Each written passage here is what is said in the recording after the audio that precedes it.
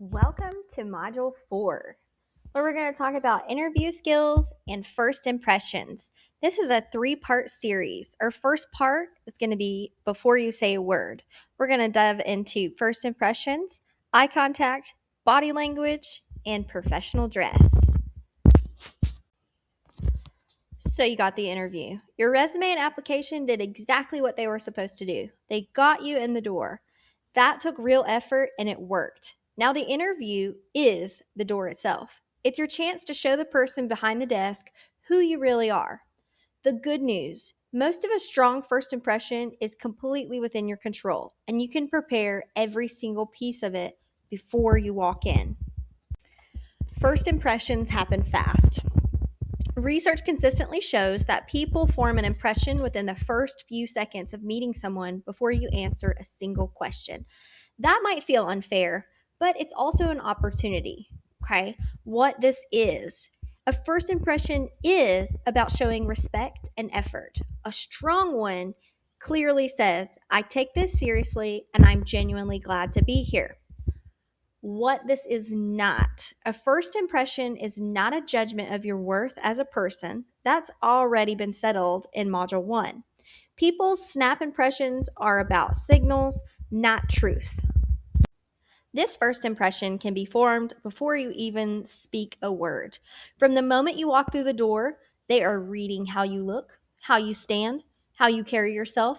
You want everything they see to line up with dependable and ready to work. So it's very important to take into consideration these 3 things. How you dress. Your clothing sends a message before your mouth opens. Make sure it says the right thing. Eye contact. Meeting someone's gaze communicates confidence, honesty, and engagement, all things employers want. And lastly, your body language. This is a big one. Your posture, stillness, and movement tell a story about your readiness and attitude. If you're saying yes with your mouth, but no with your head, that's a problem. We need to make sure that our body language and our verbal language say the same things in our job interviews that. So let's talk about professional dress. This is a simple rule. You want to dress one step nicer than the job you're applying for. If the job is casual, dress business casual. If it's business casual, step it up to business.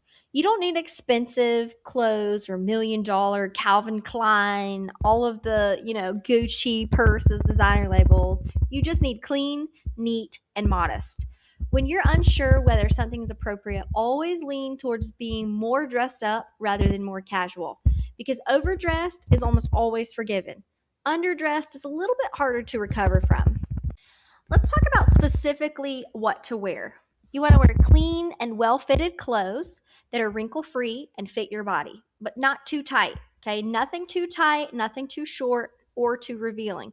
You want it plain and simple, because plain and simple beats loud and flashy every single time. I like to stick with black, white, and navy blue. Those are always classic colors to wear to job interviews. You want to wear closed-toe shoes. Closed-toe shoes are always safe and a professional choice, regardless of the industry. Keep them clean and scuff-free if possible. Okay? You don't need to buy new. You can, but you don't have to. You can always borrow from a friend or shop at a thrift store. What matters is that it fits well and it looks put together. Okay? The price tag doesn't matter. It's important to remember that the small details get noticed. Interviewers notice the details, even if they don't say so. Okay, these small things show that you care and they show that you have prepared thoroughly. So, 3 small details that get noticed: personal hygiene, the way you smell, and all of your accessories. So, for personal hygiene, you always want to have clean hair, clean hands, and nails, and a fresh breath. Okay, these basics communicate that you respect both yourself and the person that you're meeting. Now, your scent.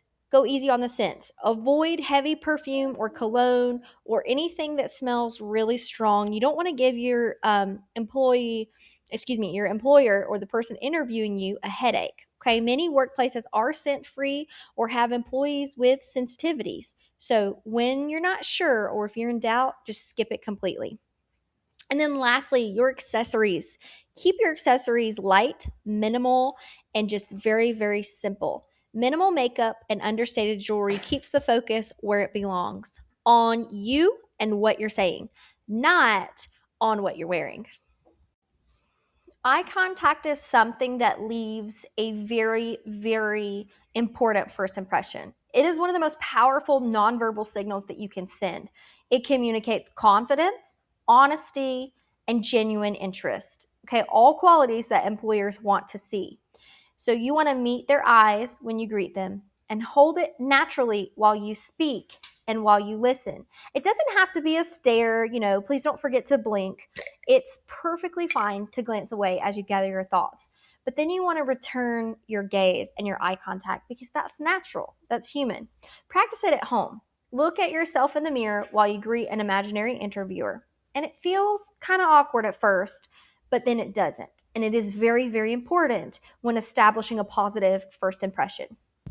Now, let's talk about your body language, your posture. Before you speak a single word, your posture is already making a statement. Are you standing up tall? Are you sitting up tall with your shoulders back, your head up, your feet flat on the floor? Or are you slouched over and fidgeting and tapping your foot continuously? Slouching can read, I don't want to be here. Even when that couldn't be further from the truth, okay, it is an unconscious signal that's hard to undo. So you always want to have a good posture. Your signals need to be engaged. And when you have a good posture, you just look like you love and respect yourself more. Okay. So the bonus to having a good posture as well is that you feel more confident. Not just that you look it, but you feel more confident. Sit up in your chair right now, real tall. Put your shoulders back. Feel that confidence. All right, now we're going to talk about your hands and movement, which is your nonverbal body language. There are three things I want you to remember to do during your job interview. Start with a firm handshake, okay? Web to web, accompanied by a genuine smile. This sets a warm, professional tone right from the first second of contact. Secondly, keep your hands calm and still. Fidgeting, tapping, picking, or, wiggling your hands all around reads as you're nervous or that you are, maybe having some type of anxiety. It can also be a distraction. So rest your hands in your lap or on the table between gestures. Thirdly, only make small, steady movements. You want to be gentle, purposeful hand gestures, and those are important while you speak, and they're natural and also engaging. Excessive movement pulls attention away from your words, though. So make sure that you are making small, steady movements with a purpose. Also, remember that your face says a lot when we're talking about body language. Facial expressions count, okay? Your expression is communicating the whole time, even when you're not speaking. So make sure you smile when you arrive. Let your face show that you're glad to be there. Warmth is disarming and deeply memorable to an interviewer. Make sure that you're nodding when they speak. It tells them that you're listening and engaged, not just waiting for your turn. And remember, you can be nervous and still be warm. They're not expecting perfection. They're hoping to meet someone who is present, engaged, and genuine. Also, please remember to keep your facial expressions at bay. So, if the interviewer is, let's say, telling a story of something that you think is gross, don't allow your face to look gross or just make sure that your face is communicating what your words are communicating. Being on time is a first impression. If you recall in module 2, we covered that early is on time. Punctuality is one of the most important visible signals of your professionalism. So try to arrive 10 to 15 minutes before your scheduled interview. Okay, don't be like an hour early or 45 minutes, 30 minutes early. That's too early. Just make sure you're there about 15 minutes, 10 minutes before. Okay, showing up late to an interview tells an employer that you might be late on the job. And then you want to remove the guesswork from that by preparing everything the night before so nothing feels rushed the morning of. Okay, so everything you need on your checklist, get it ready the night before Be ready the morning of and walk in 10 to 15 minutes early because that really creates a positive first impression when you are on time. And lastly, we're going to reflect and take one step forward. Just remember that you cannot control everything about an interview, but you can control that you walk in looking ready. You can control feeling prepared, and you can control showing that you took this seriously. And here's what many people don't expect: being prepared is wonderful because it actually calms your nerves. When you know your outfit is right and your handshake is practiced, your brain has one less thing to worry about. Okay, so I want you to practice. Here's this week's action. Pick out your full interview outfit and try it on. Make sure it fits, make sure it's clean, make sure it feels right, and lay it out and leave it ready. You're going to do that the night before. I want you to practice your greeting as well. Stand in front of the mirror. I know, it sounds a little silly, but say hello, offer your hand, hold eye contact with yourself in the mirror.